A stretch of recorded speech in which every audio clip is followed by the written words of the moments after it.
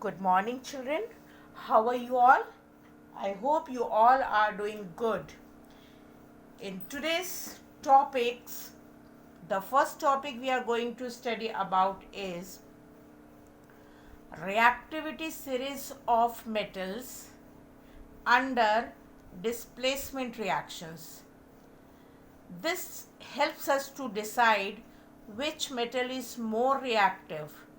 Now, activity series of metals, relative reactivities of metals.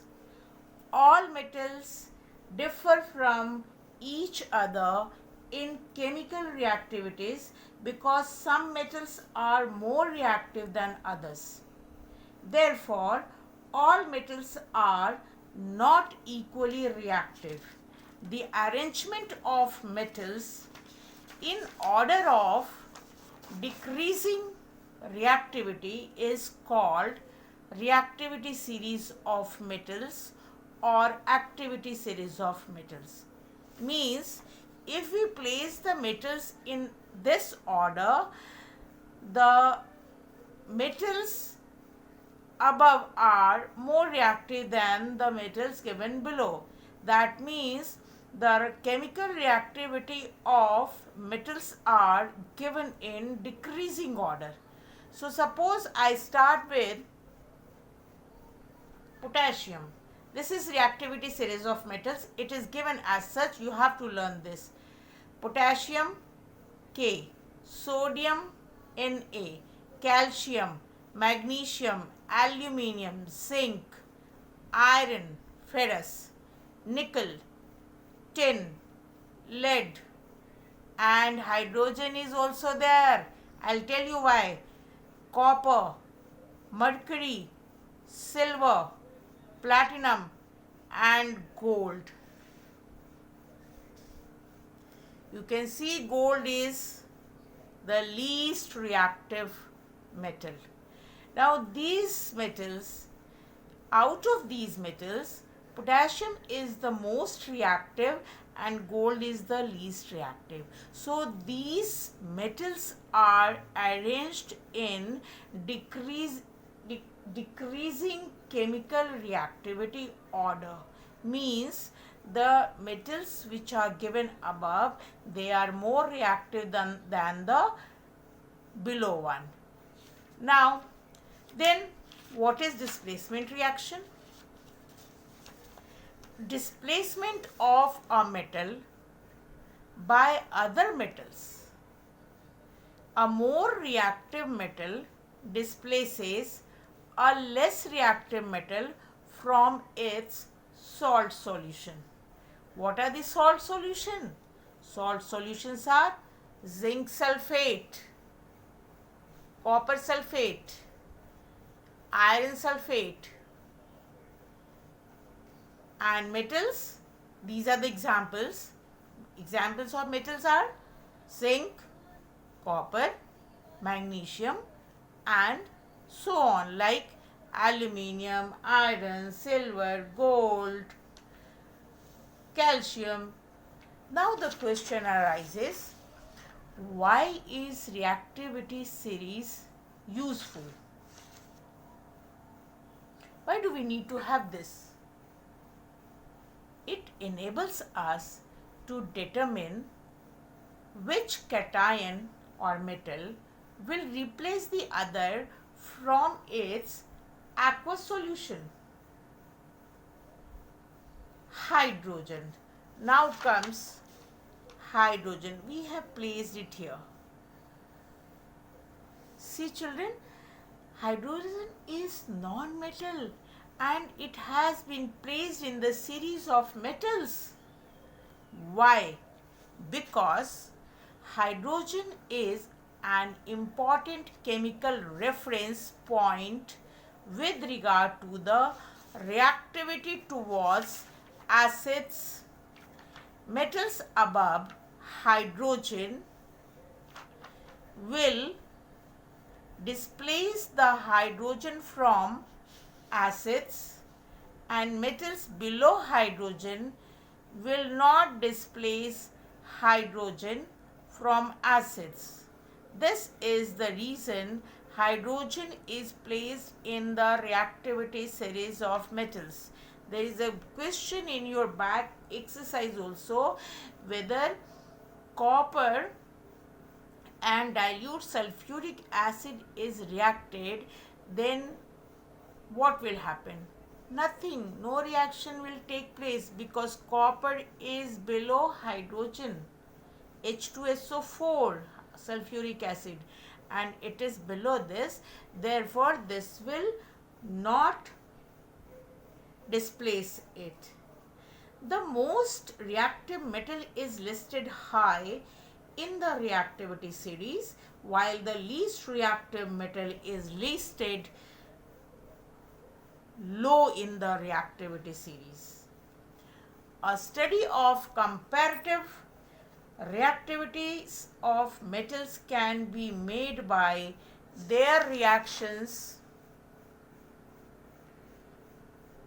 with oxygen, water, acids, in which hydrogen gas is the product in most of the cases. As we studied in the previous classes, the reaction between metals, oxygen, metals, acids, metals, bases. So these reactions will decide it. Now, but all metals do not react with oxygen, water and acids. That means they are less reactive metals.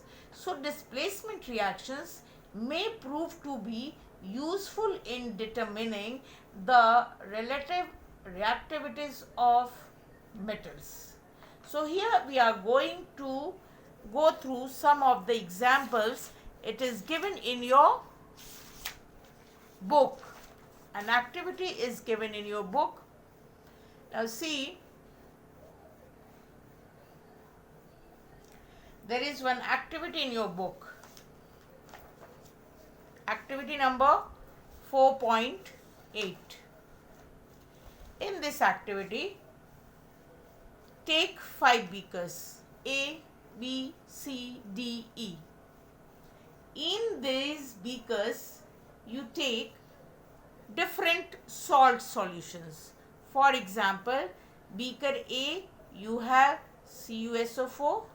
In beaker B, again copper sulfate. You know this is blue colored solution. We used it in class 7th also and 6th also. Then zinc sulfate solution, ferrous sulfate salt solution and zinc sulfate salt solution. Now I am going to put a teaspoon of different metals in these beakers, in these salt solutions, and I will see which products are going to be formed and which metal is able to displace the other metal from its salt solution. So in the first beaker, I am going to add zinc granules. Zinc granules. In the second beaker also I am going to add, along with the copper sulfate, iron nail. This is iron. In next I am going to add copper turning. This is Cu. In next beaker I am going to add again copper turnings, and in the last beaker I am going to add iron nail or iron fillings in the salt solution of zinc sulfate. Now see what happens in case of these reactions. First of all, we will take first A beaker. In case of A, I have copper sulfate, which is of blue color, with zinc metal, and I'm going to see whether this reaction is going to take place or not. Can you tell me? If I tell you that if you go through the reactivity series and you have to see the place of copper and zinc, where is zinc placed in the series and where is copper placed in the series, you can finally answer which metal is more reactive. So go through this series, you will see that zinc is here and copper is here. So which is more reactive? Zinc. That means zinc will be able to replace copper from its salt solution, being more active. Copper is less active. So the product formed will be zinc sulfate, you see here, and copper will be displaced.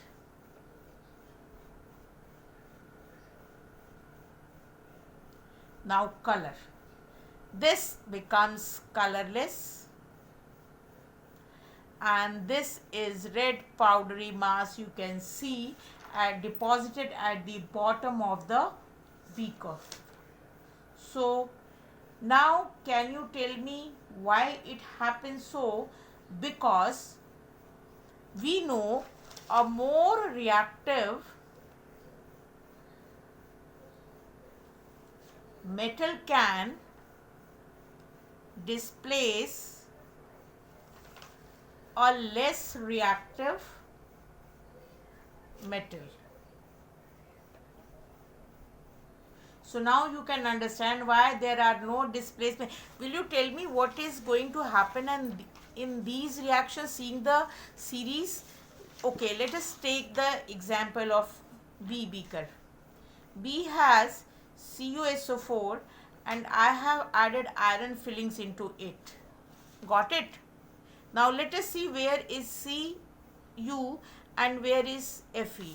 Now see the series here. Copper is here and iron is here. Which is more reactive in this series? Of course, iron. So will iron displace this copper from its salt solution? Yes.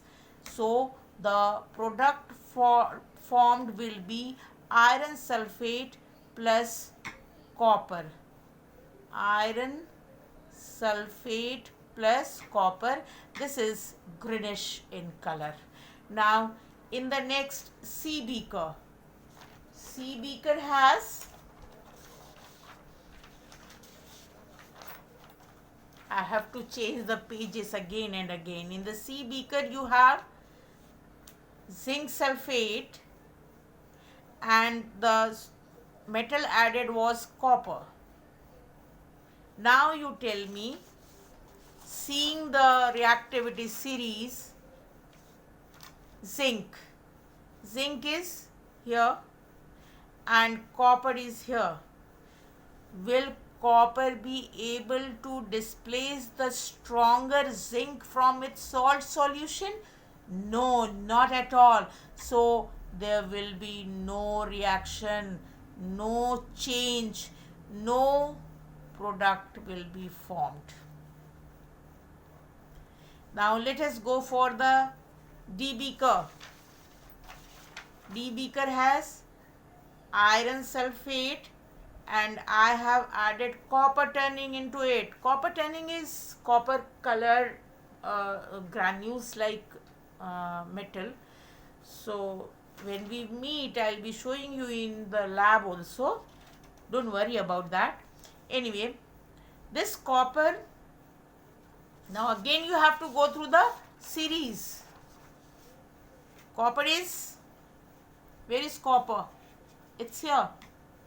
And where is iron? It's here. Who is more stronger? Iron above copper. So copper will not be able to displace this iron from its salt solution. Therefore, again there will be no reaction or no change.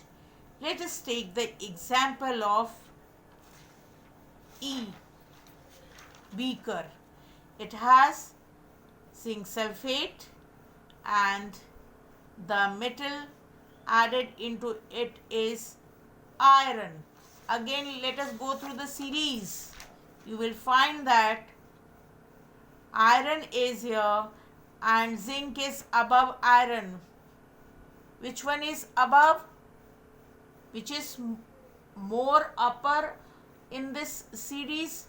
The zinc. So zinc will not be displaced by iron because iron is less reactive than zinc. So here again there will be no reaction. That means only more reactive metal can displace a less reactive metal from its salt solution.